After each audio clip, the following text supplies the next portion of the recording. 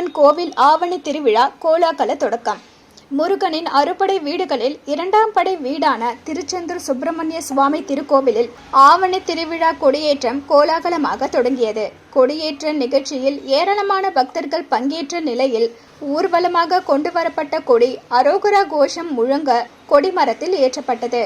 ஆவணி திருவிழாவின் முக்கிய நிகழ்வான திருத்தேரோட்டம் வரும் செப்டம்பர் 2ஆம் தேதி நடைபெற உள்ளது. தமிழர் போற்றும் குமர பெருமானின் அறுபடை வீடுகளில் இரண்டாம் படை வீடான திருச்செந்தூர் கடற்கரை ஓரம் அமைந்து மற்ற தலங்களை காட்டிலும் சிறப்பு வாய்ந்தது. இந்த தலத்தில் ஆண்டு முழுவதும் பல்வேறு விழாக்கள் நடைபெற்றாலும் மும்மூர்த்தியாய் முருகப்பெருமான் பக்தர்களுக்கு காட்சி தரும் ஆவணி திருவிழா புகழ்பெற்றது. இந்த ஆண்டு ஆவணி திருவிழா திருச்செந்தூர் சுப்பிரமணிய சுவாமி திருக்கோவிலில் கொடியேற்றத்துடன் தொடங்கி வெகு விமரிசையாக நடைபெற்றது. இதற்காக கோவில் நடை அதிகாலை 1 மணிக்கு திறக்கப்பட்டு முருகப்பெருமானுக்கு சிறப்பு பூஜைகள் நடந்தது. 1:30 மணிக்கு விஸ்வரூப தரிசனமும் 2 மணிக்கு உத மார்த்தாண்ட அபிஷேகமும் நடைபெற்றது. அதைத் தொடர்ந்து கொடிமரம் மற்றும் கொடிக்கு கும்ப பூஜை மற்றும் சிறப்பு பூஜைகள் நடந்தது. அதைத் தொடர்ந்து கோவிலில் உள்ள கொடி மரத்தில் திருவிழா கொடி ஏற்றப்பட்டது.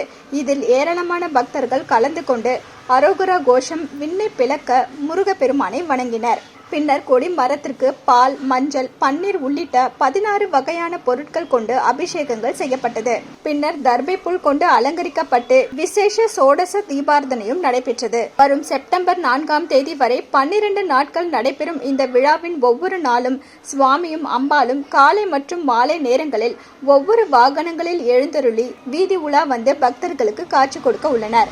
செப்டம்பர் 2ஆம் தேதி இந்த திருவிழாவின் முக்கிய நிகழ்வான தேரோட்டம் நடைபெற உள்ளது. இந்த விழாவில் லட்சக்கணக்கான பக்தர்கள் முருகப்பெருமானை தரிசிக்க திரள்வார்கள் என எதிர்பார்க்கப்படுகிறது.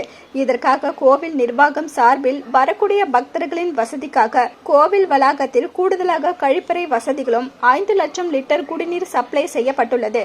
மேலும் பக்தர்களின் பாதுகாப்பிற்காக கூடுதலாக 300க்கும் மேற்பட்ட காவல்துறையினரும் பாதுகாப்பு பணியில் ஈடுபட்டு வருகின்றனர். என்ன வியூவர்ஸ், இது போல பல இன்ட்ரெஸ்டிங்கான நியூஸை தெரிஞ்சுக்கணுமா? அலோ சிட்டி டிவியை லைக் பண்ணுங்க, ஷேர் பண்ணுங்க, மறக்காம சப்ஸ்கிரைப் பண்ணுங்க.